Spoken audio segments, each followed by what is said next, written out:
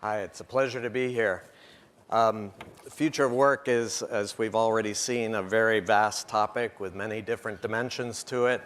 Everything from automation to reskilling to gig economy, many different dimensions. I think underlying all of that, at least my impression, and as was mentioned, I travel around the world on some of these topics, I'm feeling an increasing emotion of fear on the part of everyone. The questions are, will there be work for everyone? Will there be work for anyone? Will there be work for my children? Will there be work for me? And I think there's this increasing anxiety and fear that's driving a lot of the discussion, underlying the discussion. And in that context, what we've tried to do, I'm glad we had a contrarian up here before. I'm going to continue a bit in the contrarian tradition. And focus on what I believe is an untapped opportunity in the future of work. And that is to go back to the most basic question of all, which is, what should work be? What could work be? I think underlying, and I'm going to generalize and oversimplify, but my view is that most work in most institutions today consists of tightly specified tasks. Every step is specified in great detail. Highly standardized tasks, so they're done in the same efficient way throughout the organization. Tightly integrated tasks. Well, if that's what work is, and I believe it is, that's work that machines should be taking. And God bless them. The faster they can take that, the better. We humans were never meant to do that kind of work. And the question on the table is, if the machines and technology take that work, is there work left for humans? And I believe there is. And that's the untapped opportunity, which is to redefine work at a fundamental level, to ask, what should work be? And at a high level, based on some of the research we've been doing, we believe the work should be about addressing unseen problems and opportunities to create more value throughout the organization, everywhere, not just in innovation labs off on the side or research labs. Every part of the organization, every person in the organization focused on, first of all, seeing those problems and opportunities, because most of them today aren't even seen, but more importantly, addressing those opportunities to create value and finding ways to do that. That's still in the very early stages of development. The research we do is all through the case study method. We go out and try to identify companies or organizations that have started to address some of these opportunities. And we ended up profiling a number of companies that are in the early, some in more advanced stages. My favorite example is a company in the United States called Morningstar, not the financial services company. It's a tomato processing company. It's one of the largest tomato processors in the United States.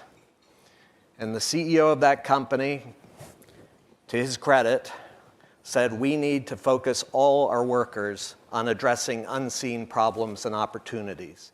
Every worker, throughout the factories, throughout the logistics networks that we operate, every worker, that should be their assignment. And they have grown significantly and created enormous value because every worker is focused on those opportunities. We ended up doing other case studies, a diverse range of industries and markets, everything from oil and gas to ranching to financial services to healthcare. Interesting early signals of what this could be and the value that it can create. So I think a big opportunity. Our view, and this is all in the context of broader research we've done, part of our focus is looking at the long-term forces that are reshaping the global economy. We call it the big shift. We believe we are in the early stages of a profound transformation of the global economy. And while I can't go into all elements of it today, there are a couple of elements that are relevant to this redefinition of work. One element is actually that customers are becoming more and more powerful and more demanding. You know, it used to be we had what we called the industrial bargain, which was if you want affordable products and services, great, but you have to settle for a standardized mass market product or service. That's the only way it can be affordable. As customers, we're increasingly saying, no, that's not sufficient. I want something tailored to my specific needs and that will evolve with my needs as rapidly as my needs evolve. We're becoming much more demanding, much less willing to settle for those standardized products and services. That increasingly focuses on the individual context. Individual context now matters much more than it ever did before. And the pace of change is accelerating. And there's growing uncertainty in the economy. So being able to see those emerging opportunities and challenges or problems and finding ways to create value with them, we believe is going to be more and more central to the success of institutions. So that's redefining work. Our belief is if you take that seriously, you're going to have to redefine learning. And what we mean here is, at least when I talk to most leaders in institutions today, if you talk about learning, conversation quickly shifts to training programs. Which training programs? For what content and what skills? Our view is actually training programs are going to become more and more marginal because training programs are about sharing existing knowledge. The most valuable learning is creating new knowledge, not sharing existing knowledge as you confront unexpected problems and opportunities and discover approaches to create more value. That's creating new knowledge, not just listening to a teacher and a lecture on a particular thing. And that kind of learning occurs through action. It's not just sitting there coming up with interesting ideas. It's actually applying those ideas and learning through practice what the results are and iterating and refining so you can get more and more impact. And that kind of learning doesn't occur in a classroom. It occurs in the work environment, day to day, every day. How can we focus on creating new knowledge for everyone in the work environment every day? That's a fundamental redefinition of learning, at least the way most people are talking about learning today. So if we take that seriously, I think it requires us to rethink everything in our institutions. First of all, what's the learning unit? Who's doing the learning? At least in my experience, when most people talk about learning, it's the individual. The individual sitting in a training room, listening, memorizing, repeating, applying. Our belief is if we're focused on creating new knowledge, no matter how smart any individual is, they're going to learn much faster as part of a small, tightly knit work group than sitting alone in a cubicle. That fundamentally shifts the focus, and we actually did a research project to go out and try to look at work groups and see where the learning was occurring fastest and performance improvement accelerating. One of our key findings was actually very few companies even pay attention to work groups. They track performance at the level of the individual or at the level of the department. Work groups are an invisible entity. They know they exist, but they're not following how are the work groups performing and how can we accelerate the performance of work groups. Our belief is that's a big opportunity, is to shift the focus from the individual to work groups and bring people together into work groups to begin with, because in many environments they're sitting in their cubicle and not connecting in any substantive way with others in the organization. So how can we create the work groups? And then there's a whole issue about the learning approach in those work groups. One of the other areas of research we've done is around what we call business practice redesign. You know, one of the key themes in the business world for the past several decades has been business process reengineering. And how can we get more tightly specified processes, end-to-end, more standardized processes, more efficient processes? Our belief in a rapidly changing world, where context becomes more and more significant, processes become prisons and actually undermine efficiency rather than encourage efficiency. And that the key to accelerating learning and performance improvement is, again, at the work group level and focusing on specific practices that will help those work groups to accelerate their learning and performance improvement. Very different focus. We think a lot of opportunity there. We ended up, based on case studies again, publishing a report identifying 9 practices that we found in work groups that help to accelerate learning and performance improvement. And I'll just give a couple of examples just to illustrate. One of the practices we found was the asking of powerful questions at the work group level. You know, it's really interesting. In our traditional institutional environments, asking questions is a sign of weakness. What? You don't know the answer? Go back and read the manual. It's there. If you're focused on accelerating learning, learning starts with really interesting questions that inspire and motivate people to explore and to come up with answers. One of the groups we looked at was a maintenance crew in Southwest Airlines, the airline company. And the powerful question there was, how can we keep planes operational? How can we keep them from breaking down?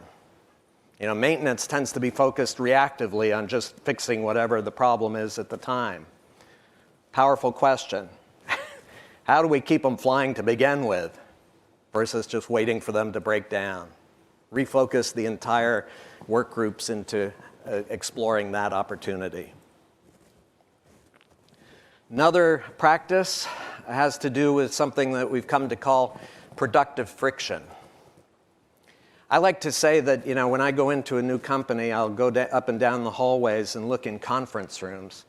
And if I see people sitting around a table, smiling and nodding at each other, I know that's a highly dysfunctional organization. If I go in and look at them around the conference table and they're pounding the table and challenging each other, now I'm interested. Productive friction. And again, in our cultures, the institutional cultures we've created, friction is bad. Get rid of friction. We want to be efficient. We want to be fast. Friction slows us down. Our belief is that one of the best ways to learn is to challenge each other, to get to better and better answers, not be willing to settle for whatever answer comes up first or is given to you from the leader, but doing it with respect. I think, again, in many of our cultures, if you're challenging someone, it's with the agenda of putting them down, trying to tear them down and replace them. This is done with respect, driven by a mutual commitment to get to better answers faster and learn faster as a result. So doing it with respect. And in this context, I think one of the key issues is the topic of diversity. But I will say one of the key things, and again, I tend to be a bit contrarian on many things, one of the things I urge leaders to concentrate on is it's not about diversity around the table, just getting the right gender mix, the right ethnic mix, the right age mix. Because in most institutions who do that, they get that diversity around the table, and then the message is, follow the leader. Watch the leader, typically an older white guy, and do your best to imitate him. That's the way to get ahead in this organization. And don't by any means challenge him. So we lose all the benefit of that diversity around the table. We're all being told to become like the leader and ignore the background, different perspectives, different things we bring to the table. So again, our view is the key to accelerating learning is a practice of productive friction, encouraging people to challenge each other, but with respect, given you're all driven by the desire to get to higher and higher levels of performance and outcome. So, rethinking other things, learning environment. Again, in the traditional model of learning, the learning environment is the training room. Some really leading edge technology now is about delivering those lectures to the work environment on site so you can watch it from your desk versus going to a training room. No. Again, our belief is if it's about creating new knowledge, that occurs in the learning environment, in the work environment, and not by watching somebody give a lecture. It's by addressing unseen problems and opportunities. Now, here's an interesting question. We're big fans of design thinking and design methodologies. We've applied design thinking methodologies to our products and services, come up with much more creative and useful products and services. We've applied design thinking, design methodologies to the customer experience to help them get more value from the products and services. Here's a radical notion. What if we applied that design thinking and design methodology to ourselves and systematically looked at our work environments and said if our primary design goal is to accelerate learning in the work environment, what would that work environment look like? And I'm not just talking about physical environment, the layout of the desks and the rooms. I'm talking about virtual environment, the platforms and IT tools that workers interact with, and the management systems. The entire worker experience. How would we redesign that to help people learn faster in the work environment? We, again, set out on a research initiative to try to look for some case studies. We couldn't find a single company or institution that has actually taken that on. Not even on the agenda. What we did find were companies and institutions that had taken a piece of the work environment and redesigned it and come up with some interesting results in terms of performance improvement and learning. And I'll just give you one quick example on that one. It's a company called LiveOps. They do customer call center operations on an outsourced basis for larger companies. Interesting thing about LiveOps is they have no call centers. They have a workforce of 20,000 people, all of whom work from their home. They route the call to the right home at the right time to be answered. In the spirit of focus with learning, how to accelerate learning, the founders of LiveOps took great inspiration from an online video game. It was called World of Warcraft. Some of you may be familiar with it. But the interesting feature in World of Warcraft is every player has a real-time performance dashboard that gives them real-time feedback on how they're doing on various dimensions of performance in the game. They came up with an interesting idea. What if we gave every one of our workers that real-time performance dashboard with real-time feedback on how they're doing on multiple dimensions of performance? You know, I would wager if most traditional companies implemented those performance dashboards, they would use them as an instrument of punishment, right? You're falling behind on these 3 metrics. You got 6 months to get your act together or you're gone. LiveOps did something very different. They encouraged the workers who were having performance issues to ask for help. And they created an online environment, a discussion forum, where a worker could go in and say, you know, I'm having trouble handling this kind of customer call on this performance dimension. Does anybody have any ideas or thoughts on how I can improve my performance? And most importantly, LiveOps started to watch, recognize, and reward the workers who were emerging as helpers and coaches of the workers with performance issues, creating a very powerful peer-to-peer learning environment. So interesting, again, just one example of what could be accomplished if we seriously took redesigning work environments to accelerate learning. Another shift, and here again I tend to be a bit contrarian, in the future of work, everybody's talking about skills. Reskilling, that's the imperative of the day. I don't want to dismiss reskilling and skills as important to creating value, But we believe there's a much more fundamental level of capability that is required, is going to be increasingly required if we redefine work the way I've talked about. And skills, and again, this can be semantics, but skills, the way most people use it, are very specific kinds of ability to perform a very specific task, operate this kind of machine in this kind of environment, process this kind of paperwork in this manner. That's a skill. We tend to urge to focus on capabilities rather than skills. And what we mean by capabilities are, number one, things that we believe are innately human. We all have them. And number two, that are critical to accelerating learning and performance improvement. So what do I mean? Things like curiosity, imagination, creativity, emotional intelligence, social intelligence. Those are capabilities that have a dramatic effect in terms of accelerating learning and performance improvement. Yet we're so focused on skills, just operate that machine in this specified way. That's the key. And by the way, if that gets taken by the machine, here's another set of skills. Very specific, tightly specified. Again, I want to suggest we're missing a big opportunity, which is to focus on the capabilities. So,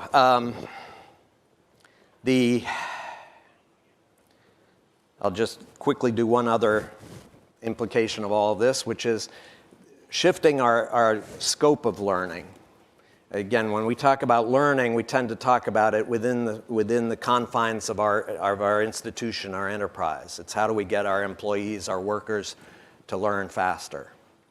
Our belief is if you're really focused on accelerating learning and performance improvement, a key requirement is the ability to reach out and build relationships with third-party expertise that will help everyone to learn faster. And just in this context, I'll briefly mention a company some of you may be familiar with. It's a Chinese company. It's called Li & Fung. They're in the apparel industry, clothing industry. They operate through a global network of 15,000 business partners, and they orchestrate very complex supply chain activity on a global basis. We went out and interviewed, did research on this company on multiple dimensions, but one key thing we did was we went out and interviewed partners in their network, some of the 15,000 partners. We asked them, why are you part of the Li & Fung network? Without exception, without prompting, the answer we got back, because we learn faster as part of the Li & Fung network than we ever could on our own or as part of anyone else's network. I've interviewed many partners of Western companies. I have never once heard that answer. We learn faster? Are you kidding? We get squeezed harder. This company has focused very systematically on how do we help everyone learn faster as part of an increasingly diverse network globally.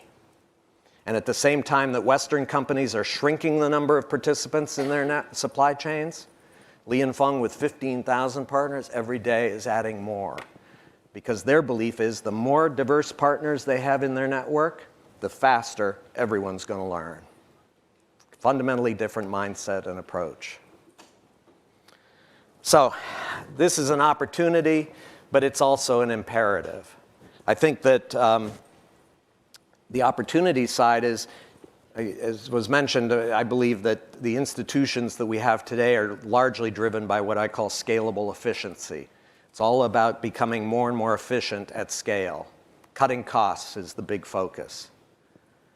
And while that can lead to some performance improvement, it's a diminishing returns game.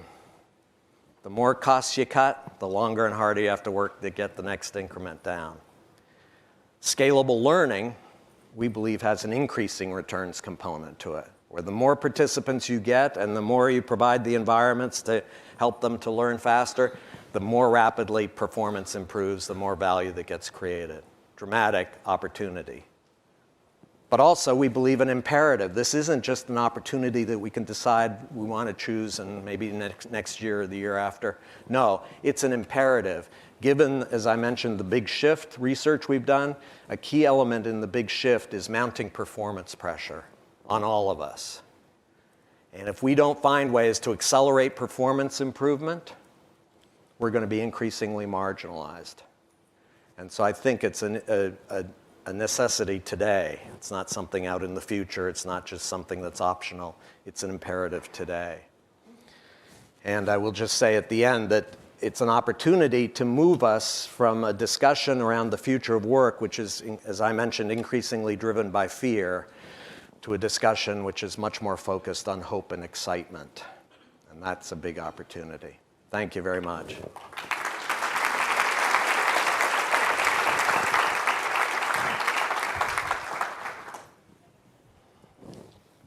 Thank you very much, John. You've given us so much to think about.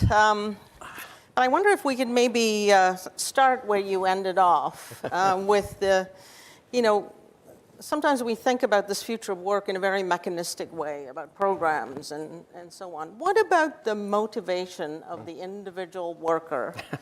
And from your research, how is that changing in the big shift? And what do companies need to think about in terms of motivation of individual workers?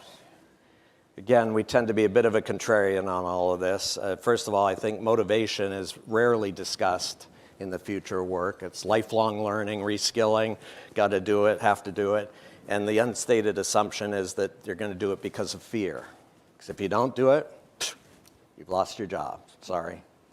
Well, that's a motivation. Fear is not the most powerful motivation to learn. Our belief is that actually, and this is again based on some research that we've done, there's a very specific form of passion. We call it the passion of the explorer. That people who have this kind of passion are driven to learn. They are relentless in their quest to learn. And by the way, if you're not providing that learning environment, they're gone and they're going to find a place that will help them to have more and more impact in their chosen domain. Very few organizations actually even measure passion of the workforce. It's all about engagement, which doesn't include passion. And we did a survey of the US workforce. At best, our estimate is that about 13% of the US workforce has passion about their work. And so if we're really serious about motivation to learn and accelerate performance improvement, we got to find a way to build that passion, cultivate that passion. So can you talk a bit about, you're a student of the latest in management strategies and so on. What needs to change inside organizations to capture and unleash that passion of the workers? I love your, work groups as the future unit of productivity. How do we need to reorganize or think about reorganizing ourselves in a more fluid way to be, we use the agile themes and so on, but. No, it's got many different dimensions. I kind of hinted at some of them around work environment, but one key one, building on the work group notion, is our belief is that increasingly all institutions are going to be organized around work groups. Small groups, and by the way, we mean at most 15 people in a work group. 3 to 15 people is a work group. And then how do you connect those work groups into a broader network where they can learn from each other in terms of addressing problems and opportunities they can't figure out themselves? But it's creating a scalable network that increasingly reaches out beyond the organization to connect with expertise beyond the institution. We call those creation spaces. And our belief is organizations are ultimately going to have to morph into creation spaces to accelerate learning. Interesting. So what's the role of the post-secondary institutions in partnering with the corporations of the future?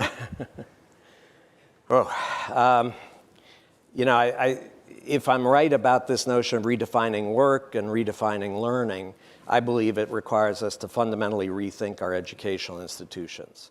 And not just in the advanced stages of education, but starting with preschool and working all the way through the educational experience. In terms of, again, it's focusing much more on how do we cultivate those capabilities that I mentioned. And again, I should say, I believe we all have them. People push back and say to me, well, wait a minute, you're talking about creativity. Some of us can be creative. Most of us just want to be told what to do and get a safe income. My pushback is, let's go back to a playground and look at children 6 or 7 years old. Show me one that's not curious, creative, imaginative. We all had that as human beings. We lost it.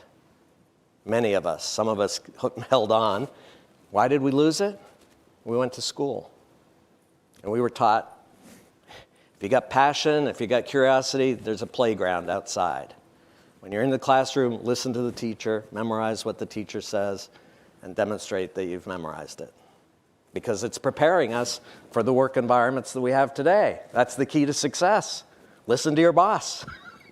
Memorize the manual. Great success, increasingly not success.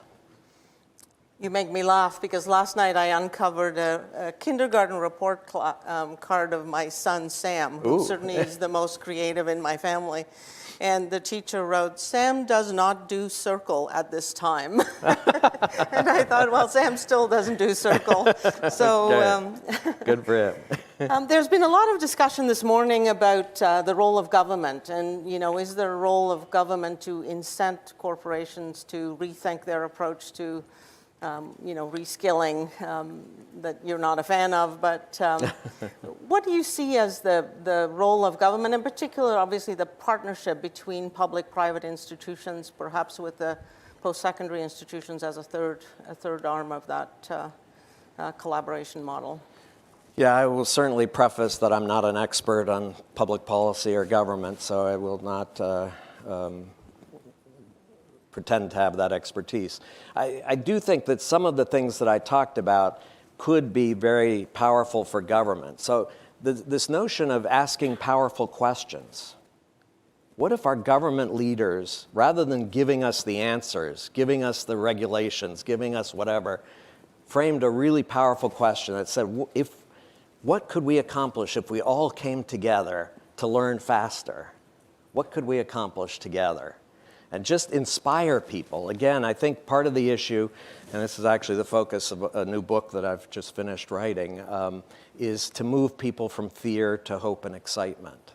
And I believe in our political system, certainly in the US, I won't, again, have expertise about the Canadian system.